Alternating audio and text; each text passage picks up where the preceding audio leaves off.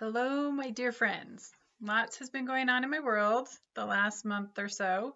I have not been doing a lot with the parasites, but this all really, I think, relates to the parasite. But so I stopped writing my blog recently. It's been 12 years, and I've had lots of health things going on and lots of family things going on, and I just decided it was time for a little break. I don't know if I will get back to it, but it kind of feels good to not have to worry about that every night because I'm so tired. So I can't even remember what I've told you. So much has happened in the last couple months that I'm just going to start going and tell you who I've seen, what they found, and relate it to the parasites in the way that I need to for somebody to study this. At least we're getting documentation because I've been going to so many specialists. So I went to see a neurologist. I think I mentioned that about the headaches. I don't know if they're related in any way, shape, or form to the parasites, but I want to tell you if you have migraines, a lot of people I've talked about them and people have written about them, comments. What has been a real godsend for me, because I get them to the point where I'm throwing up all day. So yesterday, bad storm, woke up with a migraine, bad migraine.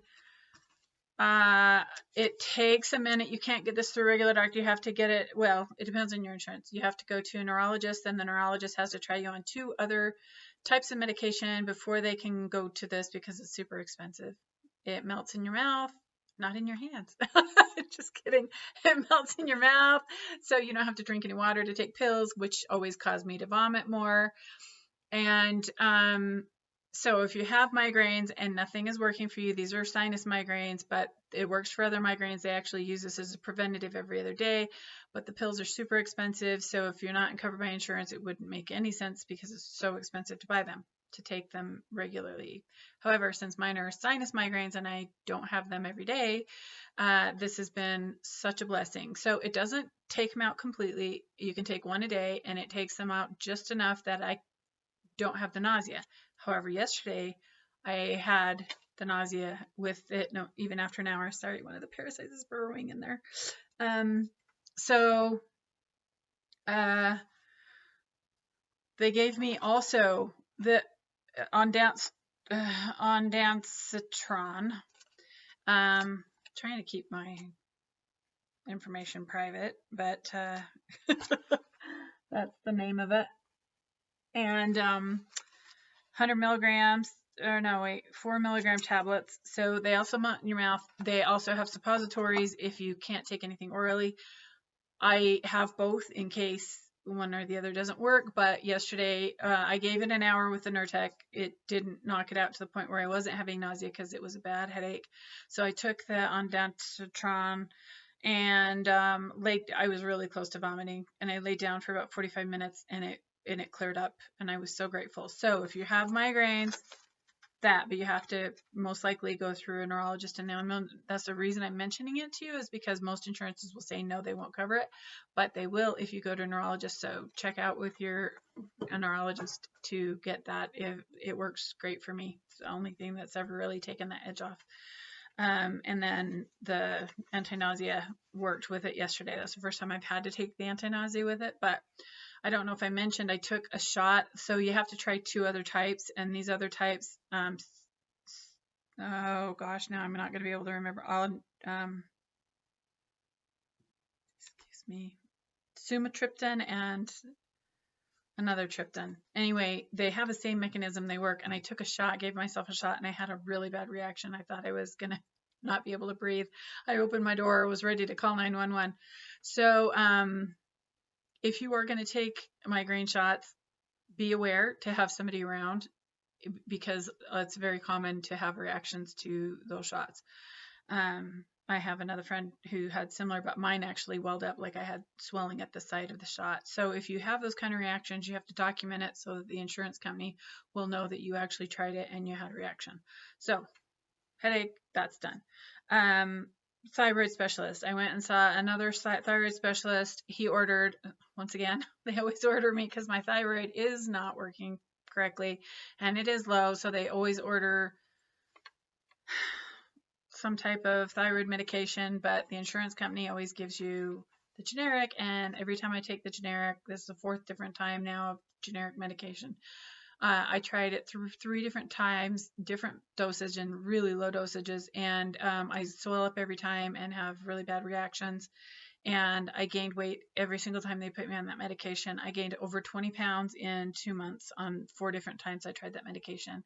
And I had stayed the same for 6 years, so that was really disheartening for me to gain that kind of weight on that medication. However, the new endocrinologist wants to try me on the name brand, but the insurance won't cover it. I'm having a really hard time with this specialist. I have to call them constantly. They're always out. They only work 1 day a week, whatever. And I'm having a really hard time getting that. They were supposed to appeal to the insurance company to see if they would cover it, and they haven't. So I'm just going to try Thyroid out of pocket and see if the non-generic will work. And then if it does, then I will talk to them about going through the insurance company to try and get it okayed, which is exactly what I've had to do for almost every medication that they've prescribed. None of them are covered. And of course, they're all the newest, greatest, but they work meds. And so then I have to fight with the insurance company to get them covered. So that's the thyroid situation. I'm still working through that. They did try me, test me for cortisol levels, and they gave me a dexamethasone suppression test, cortisol test, and it actually did suppress the cortisol. So he said there is nothing wrong with that. So they think it's just specifically with the thyroid, but I have all the symptoms of adrenal fatigue as well. So I don't know. We're still working with I'm not having much luck with the out of town go and visit or conference call doctors. I have to just chase them down all the time. So I love my doctor in my town. He's been great. His office is great. I praise them up and down all the time. They follow through. Their appointments are very quick. They're on time. They're not behind. I don't have to wait forever. So shout out to doctors who have a good organization. So I also have some new moles that have showed up, and I was concerned about skin cancer because a lot of people my age and my friends have had skin cancer. Surprisingly, a lot of them have. So I think it's the desert states. We get a lot of sun. And so I saw him. It was so funny. My little neighbor girl, it was his assistant. I taught her in Young Women's at church. And I had to expose myself in many areas to look at the moles, and she's in there because the doctor can't be in there alone. It was quite embarrassing. And then I had a friend who had some moles burn off, and I went to visit her because she had a much more situation. And she started laughing. She's like, yeah, I exposed myself to her too. And I thought that poor girl's probably seen all of her church leaders naked at this point. I don't know. Sharing too much, but I thought it was funny. She's so cute though. It's good to see her in a position she enjoys. So that was funny. So anyway, I have the dry skin, and we've talked about that with the thyroid, but really dry skin on my elbow and arms. And my granddaughter always says, your skin is so rough, Grandma.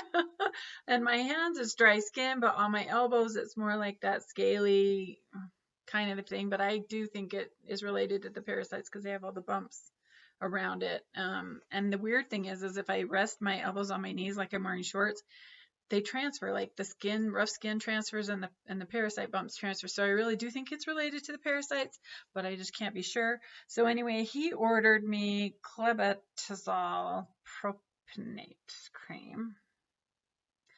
And I haven't noticed 0.5%, but I haven't really noticed that it's doing much for the rough skin. So I can't say it's not working, but I can say that it's not working really fast if it is working. You can see I rolled it a couple times, so it's being used. And then I started using the other cream that I used for a couple days to see if it worked any better, and it didn't either. So it's just, I don't know. I can't say that it is or isn't working. However, I did find this Harmony Hemp, and it's 500 spectrum hemp extract with CBD and menthol relief. However, I used it twice and I had an allergic reaction. And I don't know if it's the menthol plant in it or if there's some kind of lavender or something in it, because after just a few minutes, I really couldn't even breathe. I was having a really hard time breathing, and I was on the phone with a friend, and she's like, I can hear you. Are you okay? You're like breathing weird. And I said, well, I think I'm having an allergic reaction to a cream I used. So I eliminated this one, kept using the other ones, and I've been fine. It was when I was using this one that I was having a problem. So I was hoping that with the menthol, I was rubbing it on my shoulders and my neck, trying to keep the parasites off the back of my neck. And I figured with the CBD, maybe it would help me relax and sleep and whatever. But no, won't be using that anymore. I mean, it really did feel good, and it's probably great, but it probably just has some lavender in it, and I don't do well with lavender because there's lots of different things in it. So I won't be trying that again. What else has comfrey in it, which is surprising. Yeah, white oak bark. Anyway, it's got a lot of good oils in it, but something in there, I don't know, I would not agreeing to it with it. Okay, so that thyroid, I'm going to let you know. I'm going to try the Synthroid, see how that works. But when I went to my doctor last time, I was telling him about how I just don't digest things. Things aren't digesting. My stomach's upset all the time. Like I can't eat a lot of foods. And and then I was having some bleeding rectally. After COVID, I had really watery diarrhea for a long time. And then I got COVID again, and I had the same problem. It was at the end of COVID. It was just like watery for a couple of weeks. And then if I eat anything fatty, it's watery because of the fatty liver and the yellow eyes. It's really yellow in there. But so I wanted to get a colonoscopy just because of the bleeding that I'd been having. And then I wanted an upper GI because it feels like I have like ulcer type things. And I've mentioned when people say, hey, why don't you take this product, like drink the peroxide or like the food grade peroxide or the Kangen water or things like that.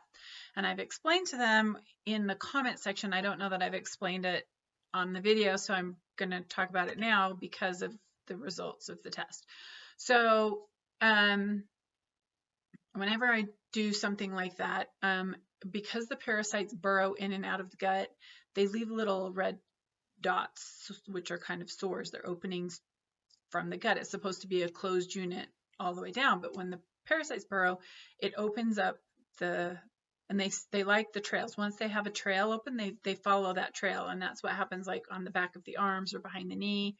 They typically keep a trail open, and they travel it as they're kind of like an earthworm burrowing, but the trail's already open, so they use that same trail. So with the stomach, when I eat foods that are acidic and they don't like it, or like really like ginger or cayenne pepper or something like that, they burrow out using those holes. And then when I stop eating it or drink something they like, their water parasite, they'll burrow back into the gut from those same burrow holes. So if I drink something that's kind of could be caustic to a cut, say like the peroxide, food grade hydrogen peroxide, even diluted down drinking it, which a lot of people have done and had good results with funguses and things like that. But because of the burrowing, there's a little hole, and then that irritates it more. So like if I drink a lot of lemon juice or grapefruit juice or cayenne pepper or anything like that, it irritates those spots. So I prepped for the colonoscopy a week and a half, 2 weeks ago. And I had a sleep study. So Wednesday night I had a sleep study. Thursday I prepped for the colonoscopy. Friday I had the colonoscopy. And then I had some other family stuff going on. And then I went in the following Monday for the upper GI. And now I'm going in for, I went in for a consult. So anyway, a consult on the sleep apnea and the restless leg. So the sleep study found I'll go back. A colonoscopy. Just saying, if you're doing the prep, wear a diaper. They didn't warn me for how bad it was. I thought I'd help move things along by eating a full grapefruit the night before. And then I took the colonoscopy cleanse the next day, and I was at the store shopping and went, oh no, I've got to go home. And I drive home and I'm like, oh, this I might not make it. I get home and I'm running through the house and I don't quite make it to the bathroom.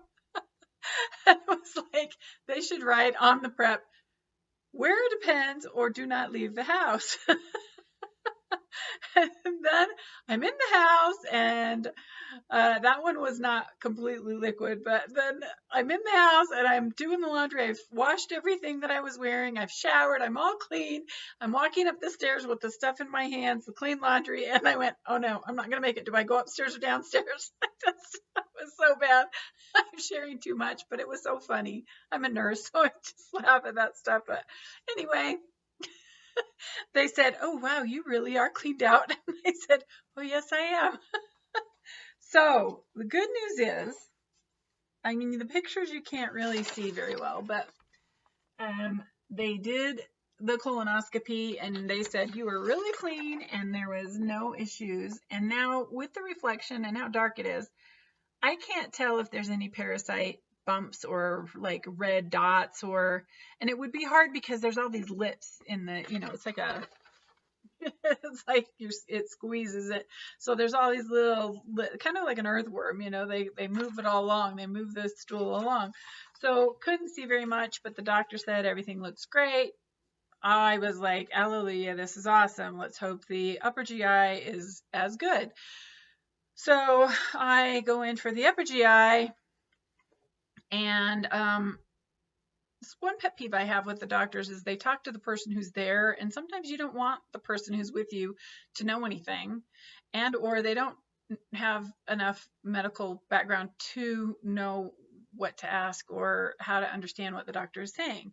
So I went in to have my throat stretched and to have an upper GI because I'm choking on my food, I'm choking on my spit. I still am. I don't know what happened. Like he said something to my sister was the one that was there, and she's like, I don't know. He said something about spasms. I don't know what that means. Like, so now I have to make an appointment to go in and visit with him, and that's later this week, about the 2 surgeries because they just gave her these papers and said she had spasming, and we took some biopsies. So that's all I know, right? So, but when I looked at the pictures, I could see a couple things that concern me about and show me that I'm pretty sure it's parasite related. And I'm really actually glad for this because I do feel like it is parasite related because of the outcome of the biopsies. So I went in Monday and they did 6 different biopsies, and I was cramping anyway before because it feels like there's mice gnawing at those spots because the acid burns those spots. So I've been dealing with this for a very long time, the pain and everything.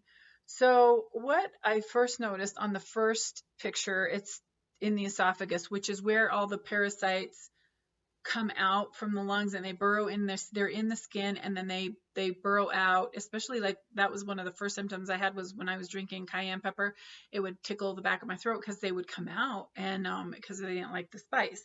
So it doesn't surprise me that picture number 1, there are these little white dots, which are exactly,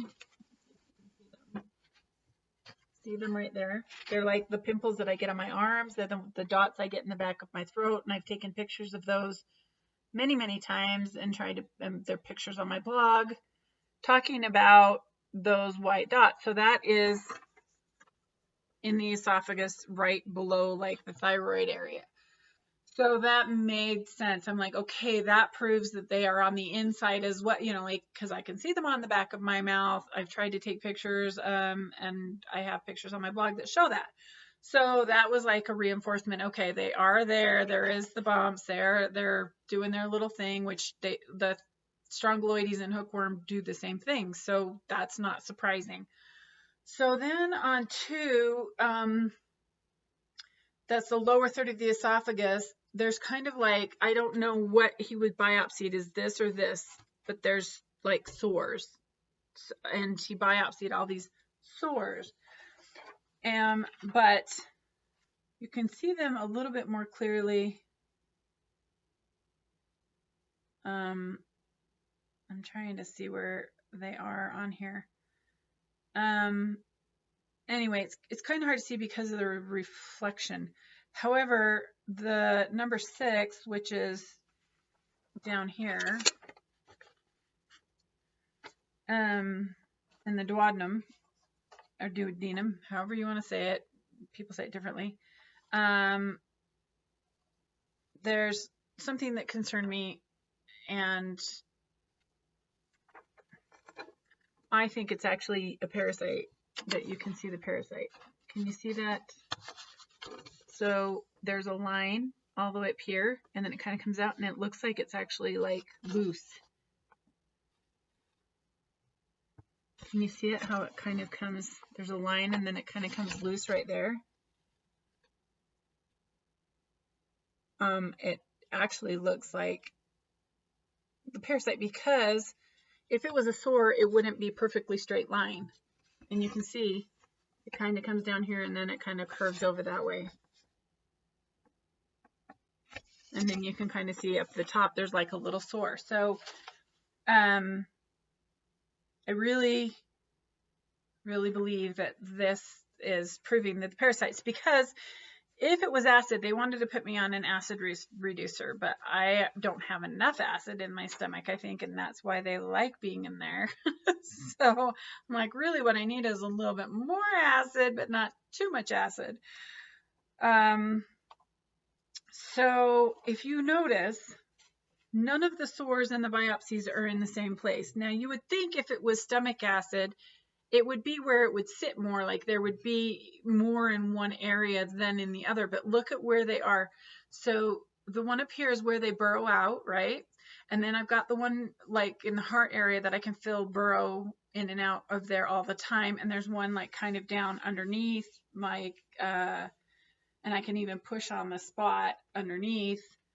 So like down in this area, and then it goes down to, you know, lower. But why are the sores all in different areas? It's not just where the acid is in one area. It's like they're specifically, and I think if they would look like what it was attached to, they would see why there's a burrow hole there, because they're going out to, like when I drink water, they'll come into the area where the water sits, like they immediately will go. If I'm eating like ice, if I'm chewing ice, they kind of burrow away. But if I'm just drinking warm waterish or warm soup or something, they flock to the moisture.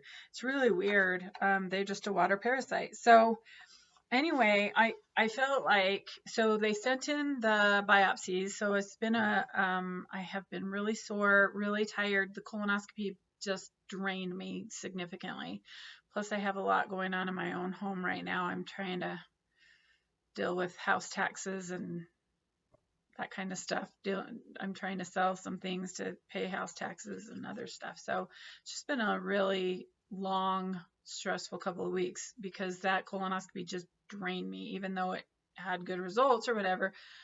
I don't know. I just, for a couple of days, just not having any nutrition or whatever, it's just exhausting. And then I've had several all-nighters working on cleaning out my garage and that kind of a thing. And then I had the upper GI, and I still had a lot going on in the house and my life, and we had a death. And so it's just been a really exhausting time anyway. And that's why I haven't really done any updates on all this information. But so there's still more, lots of hill stuff. So when I was visiting with my doctor, I was telling him things wouldn't digest. And so he said it sounded like pancreatic insufficiency. So he gave me some trials. This is how it always happens. He gives me some trials. The trial drugs really work better than anything prescribed that I've tried or whatever. And so then I can't get it through my insurance company unless they've tried other things and it doesn't work. So it's called Zenpep. And I have taken pancreatic enzymes and I've purchased them, and in fact, I bought some before I got this approved, but it has hydrochloric acid in it, and when I have hydrochloric acid, it just goes right through me. So, also the thing that I think why these work better is they are time release, so they don't release right away in the gut. They're once you get through it a little bit. So they're very, very high pancreatic enzymes, which is, and the time release, I think, is why it's prescription, because it's so high. But I feel like it's helping me break down and digest the foods better. If I don't know, I just feel like it's helping. So he got me prescription, but we had to go through the insurance company because it's expensive. That's just how pharmaceuticals do. Anyway, it seems to be working. I did purchase another one that doesn't have the hydrochloric acid in it, but it's not time release and it doesn't seem to have the same effects as this one. So if you're having a problem and you don't seem to assimilate, you're not absorbing, maybe try this. Because I do have pancreatic issues. So there's that. Okay, the sleep study. So they gave me a home sleep study. I know I stopped breathing, and I know that's related to parasites. I'm sure it is. And I also have had restless leg for many years, and that could also be the parasite. And I'll tell you why. I think that in a minute. But I also had a body cast on when I was a child, and the bottom of the cast went right across the lower back. So when my feet hang lower than my back, I have restless leg because of that cast. It's always been that way. So I have to sleep flat. Even if my legs are higher, sometimes it will happen. So I just have to sleep flat. But it's been way worse lately. And over the last many years, my kids will not even sleep in the same bed with me because I'll wake them up with my restless leg and my stop breathing. So it would be scary to have somebody wake up gasping with no breath, because I wake myself up breathing, like with not breathing. And sometimes I'll wake myself up snoring, but that's probably the weight. Okay, so a couple months ago, I bought this little mouth guard, and it's an anti-snore, and there's a bunch of different names. You boil it, you bite down, and you slowly move the little jaw thing forward until you find a comfortable position. I took this to the family reunion. The girl said I did not snore except when I was taking a nap. I may have mentioned on this last video, but then I found out some more things. So I bit down too hard. So if you're going to buy one of those, don't bite down so hard. I mean, I just like, and then when I wear it, the teeth are pushing, when I move that bottom one forward and my mouth is closed, it's pushing these teeth out, and it was causing a lot of pain. So I rip it out when I'm sleeping. So I tried to reboil it. It didn't work. But it made it a little looser so I could wear it without as much pain, but I still rip it out.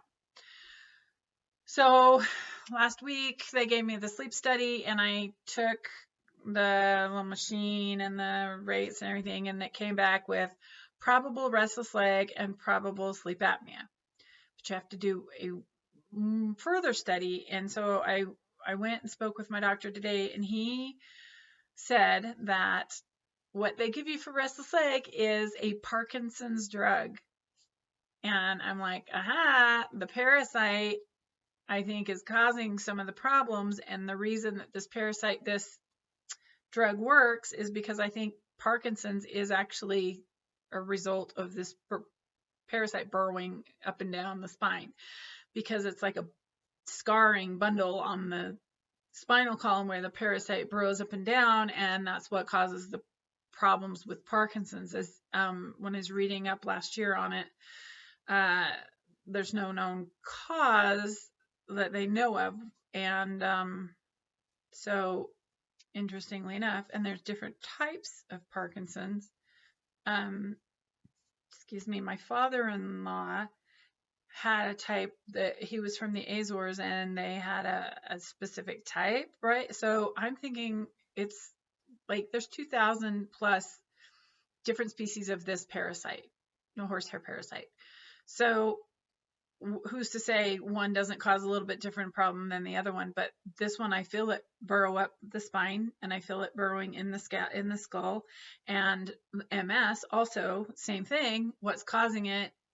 It's holes in the brain, right? And then the thought processes get interrupted, or the neurons, when they're moving, the muscles get disturbed, and then the muscles aren't working because it's interrupted because of there's burrowing holes in the brain. So I think both MS and Parkinson's are just different symptoms of the same parasite in different areas. So with that, he ordered me pramipexole. I'm probably butchering the name of all these medications, but so you take it before bed, and he's given me, he told me to take half of one for 5 days and then up it if I can tolerate that. Because I don't tolerate meds well, we'll see how that works. However, I wanted to document it before I forget, because of the link with the it being a drug for something that I believe is caused by the parasite. So I will let you know, hopefully I'll remember how that works, but there is a link, I think, to that. So that made more sense. If it works for the one, it would work for the other, because I think they're caused by the same thing. So I am going in for a more complete sleep study in a few weeks.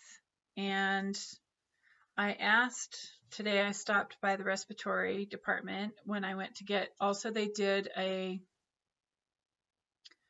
iron test to see if my iron is low. If I remember correctly, I had one and it was actually a little high, and my doctor told me to stop taking the iron, the supplement that I was taking, because I didn't need it, because I don't have a monthly cycle anymore. So he's like, well, you don't need it, but I've always been a little anemic and I'm always tired. So iron has always been something that was helpful to me, and we don't have it in our soil in our area. So, and I don't eat a lot of things grown from other areas, so I'm not getting it in the food. So, anyway, because when you prep for colonoscopy and or upper GI, you have to stop taking any kind of medications or herbs or anything like that other than what's prescribed and okayed. So I have not taken any vitamins or supplements in 2 weeks at least, and because you have to do it 2 weeks, stop 2 weeks prior to either surgery. So I am really tired, not to mention my stomach is cramping all the time still from the biopsies. It was sore before, and now it's really, really sore with all those surgical cuts for the biopsies. So nothing feels good on my stomach. I have had lots of migraines because of rainstorms.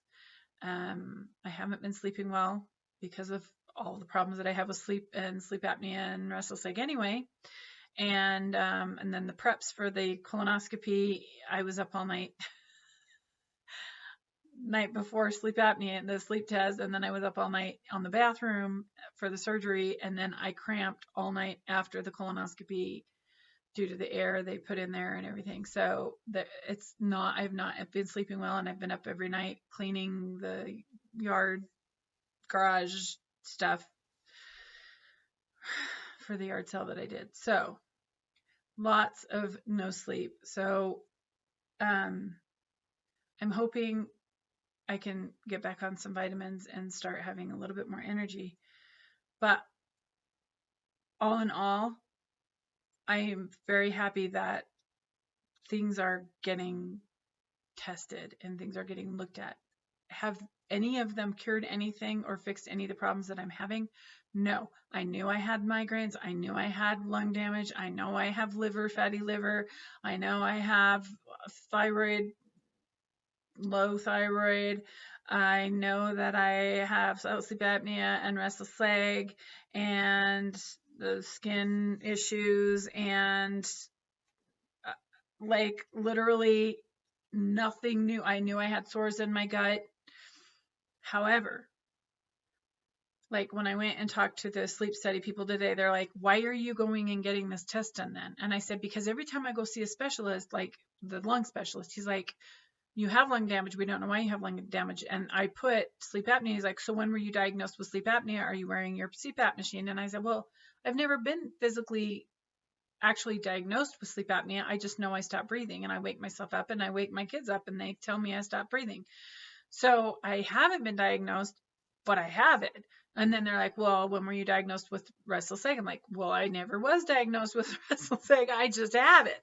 So in order to, like when I have surgeries, they specifically ask on the prep for both surgery, do you have sleep apnea? When were you diagnosed?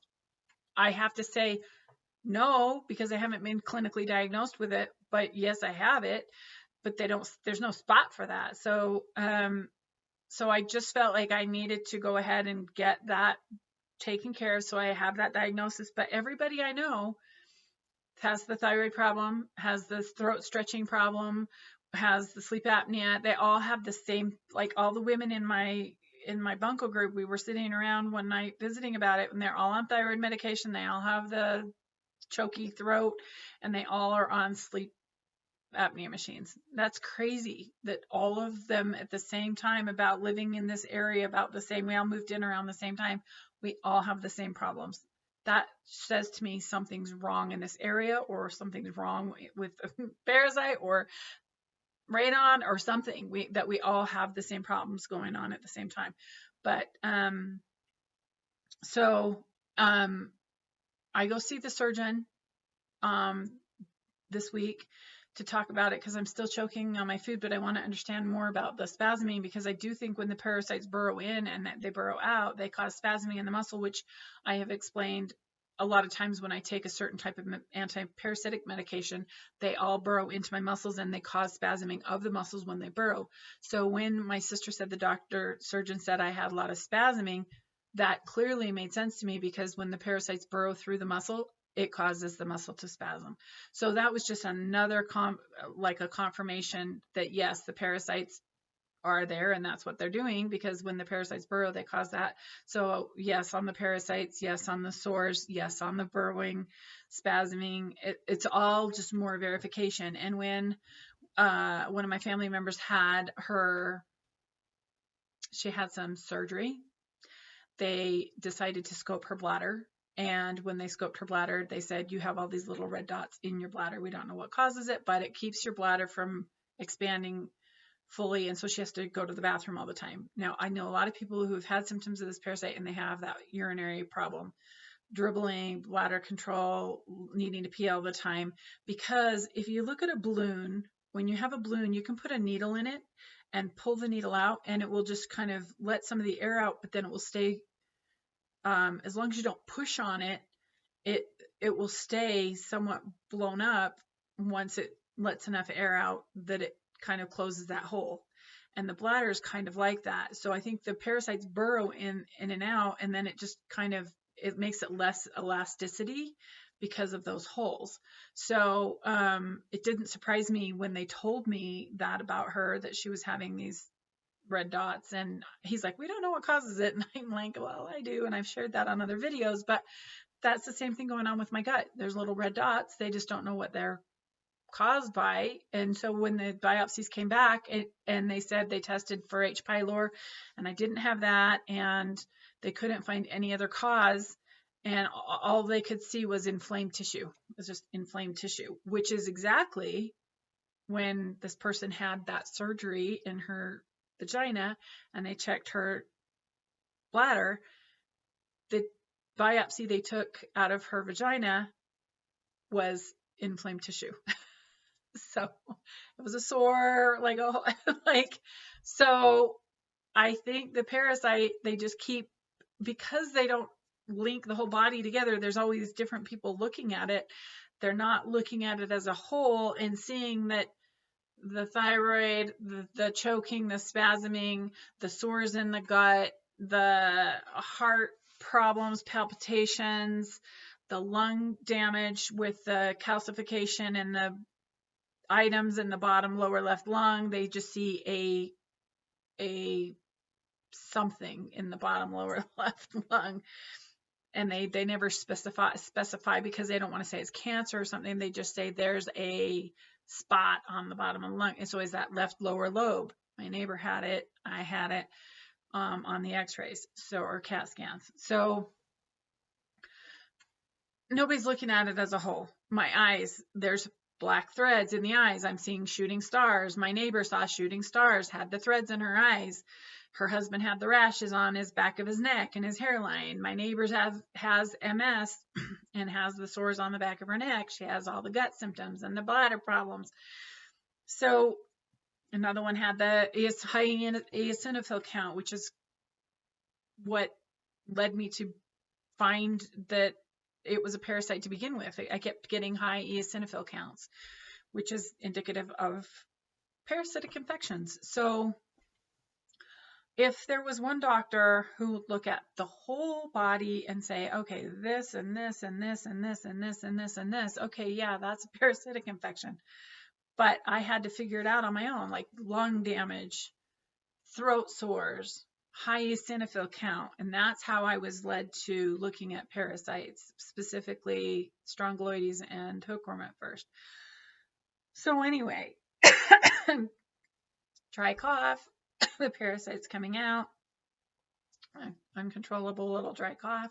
It's another one of the symptoms. So it's just crazy that I'm seeing all these people. And so when I was talking to, go back to that, this third time, I was talking to the respiratory people about the sleep study. I'm like, do I take the medication for restless leg? Because if I want to make sure that I get diagnosed with it, would I want to take the medication before I get the test done? Or do I want to try and take the mouth guard and wear that? Or like what, I was asking these specific questions because I don't think they've ever really dealt with this. I also had some people tell me I should get on disability, but there's a blue book that they look at, okay, if you have asthma, you have to have these certain criteria to get on disability for this. So there's like there's the illness criteria.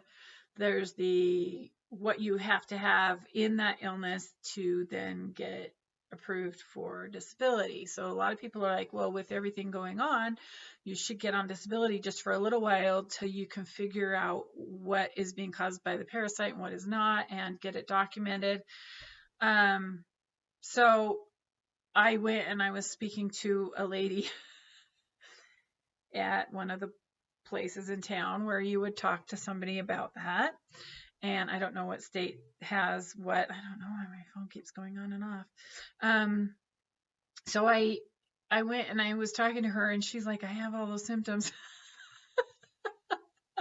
It's like, because I said, I don't want to take the time to apply if the criteria is not right, and how much income you can have versus like what I'm living off of. Is it too much? Like, I don't want to spend the time to apply.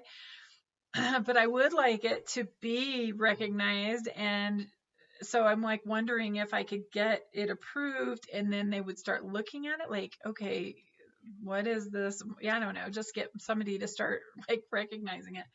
So it's been weird. The whole thing has been weird.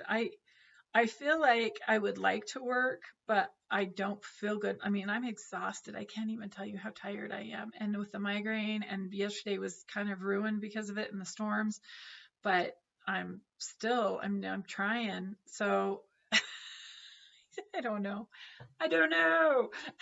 But so many people are so positive and writing such kind things on my YouTube channel. So I just want y'all to know, thank you. I know these get long, but I never know how much to share and not. So I tend to overshare because I feel like that way people don't have to ask questions. If I just give all of the information, there's nothing I'm hiding, I'm not sharing. And so, I mean, I share everything. You guys have clearly learned way too much about me in the past. So but I just felt like on my blog, I was just redoing what I was doing on the videos anyway, and I haven't been doing as many videos just because life has been a little crazy. So, I mean, I could do a 10-minute weekly update, but my life is a little crazy to try and do that right now. So I'm just doing the best that I can, and I appreciate that you're being patient with me while I try and get through it. And I'm freezing cold, so I'm wearing a sweatshirt, and you can hear my voice is still raw when they went down on Monday. So like it's been a week ago today, but my throat is still raw and it still spasms, and I still feel the sores from where they cut the biopsies out. So it's just, I'm still trying to recuperate, but I appreciate your prayers. A lot of you are sweet and write comments about praying for me. And I also want you to know I'm praying for you, and I pray that we can figure out a cure for this. I don't know how much longer I have in me. I'm tired. So, but at least it's documented. I'm going to try and update the website. I haven't updated the website in probably a year and a half. I don't know. I just don't add the videos and links like I used to. There's just so many things between the blog and my family and the YouTube channel and the website. So I'm just going to focus on YouTube, and hopefully people will link to the Parasite channel playlist, Parasite playlist from the website to YouTube, and we'll be able to watch these updated videos because I'm not real good at updating the website. Anyway, thank you for your time listening, and thank you for your prayers, and I appreciate you, and have a blessed day.